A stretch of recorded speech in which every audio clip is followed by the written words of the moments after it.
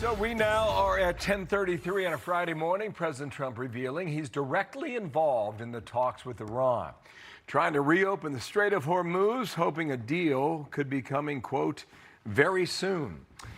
How do we define that? Jacqui Heinrich on the North Lawn, White House now. Jacqui, good morning. Good morning, Bill. We are now outside the 48-hour window where the president said earlier this week we could see a deal come together. Nevertheless, he says that things are moving along well, even though there is no breakthrough yet with the Strait of Hormuz. Well, I don't want to say it has been. It's sort of open right now. You know, we have a thing called the blockade headed up by the U.S. Navy, and we control it. And now we control it, but they can always shoot something. But I think we're doing very well. I'm involved in the negotiation. I think we're doing fine. It could be soon. The president also expressed confidence in U.S. military readiness if he opts to greenlight more strikes. He shot down a report from the Washington Post claiming that he grilled War Secretary Pete Hegseth at Camp David for misleading him on extreme munitions shortages. He posted to Truth Social, "I'm extremely happy with the job that Pete Hegseth is doing. This rumor was started by the Washington Post, one of the worst media outlets in the business, despite our telling them their story is completely false. In actuality, I really believe their fake reporting is treasonous." He insisted the U.S. has a virtually unlimited supply of certain munitions, while defense companies are working to produce others that are in a little tighter supply. And he blamed the Biden administration for depleting stocks long before the Iran conflict. We're in great shape. But with that being said, we always want more. We have to have more. We have other things maybe come up. Maybe come up and maybe don't come up. Hopefully nothing else does come up.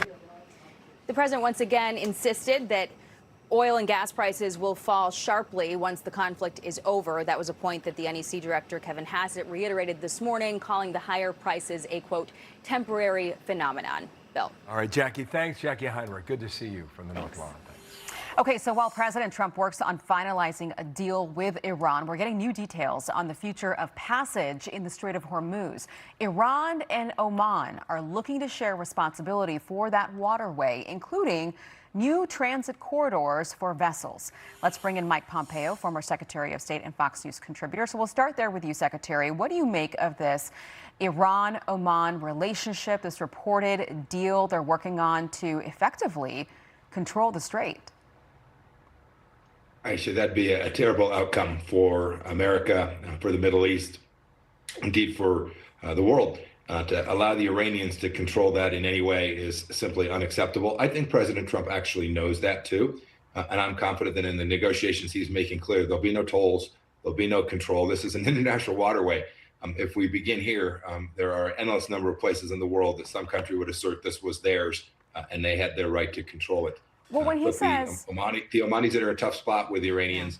I understand why they're trying to cooperate, but there's no reason for us to end our blockade until it's wide open, uncontrolled by Iran. Well, the Omanis have always been sort of in charge of, not really in charge, but helping to get ships across the strait in a safe manner. But the Iranians are, it seems like, trying to take advantage of that, sir. When the president says that he is now personally involved, personally talking to the Iranians, what does he mean by that? Who do you think he's talking to over there? Aisha, I don't really know. I think one of the challenges that President Trump and the other negotiators have faced all along is that we talk about negotiating with the Iranians, and there's no such thing, right? This is not a unitary entity. And when you talk to the United States, you're speaking to the U.S. When you're talking to the Iranians, there are multiple groups, each with their own agendas, all of which want death of Israel and the destruction of the United States. So I don't know who he might be speaking with. You can see these comments come from the foreign ministry. You should just ignore them. They're meaningless. The only individuals that can control the outcome here is the IRGC, and I've seen no evidence that the IRGC is prepared to give up their pathway to a nuclear weapon.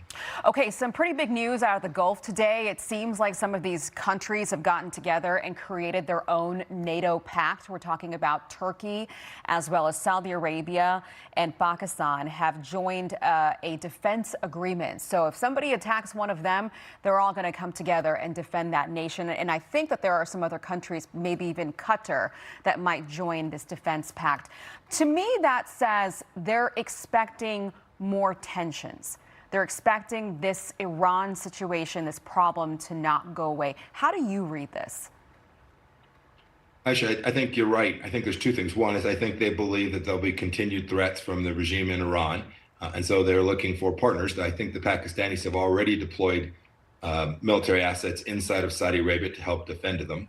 But second, I think it also suggests to me that they understand that the problem isn't, right? We talk about the Israel-Palestinian conflict. I think they can all now recognize that the problem stems from Tehran and are all beginning to unite in a way that recognizes this massive threat and the need to actually make it go away, make the regime be fundamentally different than the regime has been for the last 47 years. Yeah. The big surprise in there for me was Turkey. Turkey signing on to something like this with the Gulf states. Secretary Pompeo, great to see you. Have a great weekend. Thank you, Aisha. Have a great weekend. So long. Be sure to like and subscribe for all the Fox News latest on YouTube and catch full shows streaming now on Fox One.